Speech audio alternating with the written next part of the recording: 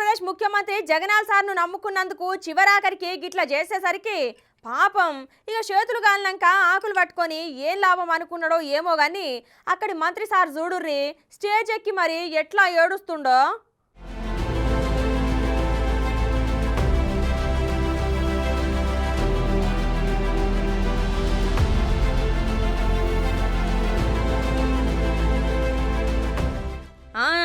ఈసారి తెలుసు కదా, ఆంధ్రప్రదేశ్ ఐటీ శాఖ మంత్రి గుడివాడ అమర్నాథం సారు ఇట్లా స్టేజి మీద ఏదో మాట్లాడి కచ్చిండు షూరుజయ్ సారు. అంతో మాట్లాడినప్పుడు ఎంతమంది మధ్యలో నేను మాట్లాడలేనమ్మా.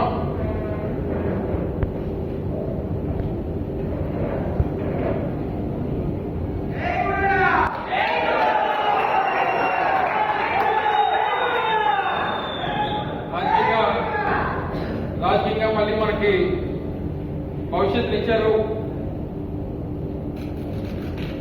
వాళ్ళు విడిచిపెట్టాలంటే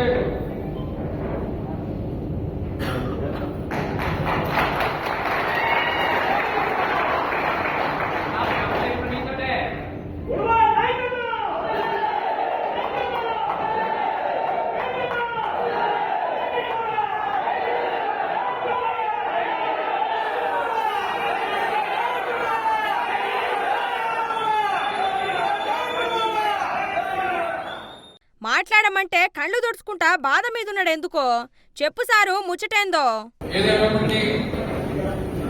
రాజకీయంగా పునర్జన్మించి రాష్ట్ర వ్యాప్తంగా గుర్తింపులు తీసుకుని వచ్చి ఈరోజు ఈ స్థాయిలో నిల్చోబెట్టినటువంటి మీ అందరికీ కూడా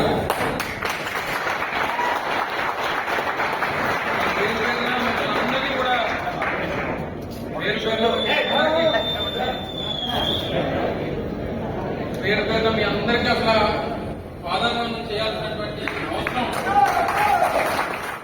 ఇక సార్ చెప్పేటట్లేడు గాని నేనే చెప్తా ఇనుర్రి. అధికార పార్టీ వైసీపీ ఈసారి వచ్చే ఎన్నికలకు 2వ లిస్టు విడుదల చేసింది. దాంట్లో సార్ పేరు లేదు.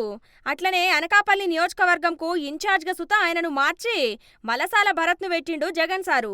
ఇక వేరే ఏమైనా పదవి ఇస్తుండు అంటే అది గిట్ట లేదట. ఇన్ని రోజుల సంధి పనిచేసిన సొంత నియోజకవర్గమైన అనకాపల్లిని వదిలిపెట్టలేక పక్క పార్టీకి పోలేక నమ్ముకున్న పార్టీ గిట్ల మోసం చేసిందని కార్యకర్తల మధ్యలో గిట్ల మంత్రి అమర్నాథ్ మస్తు బాధపడుకుంటా కంట్ల నీళ్లు సుత తీసిండులా. రేపు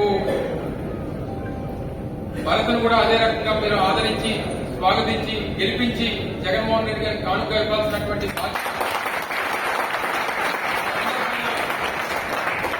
మీ అందరి పైన ఉంది. ఎక్కడన్నా చిన్న చిన్న గ్రామాల్లో ఎక్కడన్నా చిన్న చిన్న ఇబ్బందులు ఉన్నా ఏదున్నా సరే సర్దుకుపోయేటువంటి విధంగా అవసరమైనప్పుడు అందరూ కలిసికట్టుగా కూర్చొని నిర్ణయాలు తీసుకుందాం. ఎక్కడున్నా ఎలా ఉన్నా మీరు ఎప్పుడు కూడా మీ గుండెల్లో నేను, నా గుండెల్లో మీరు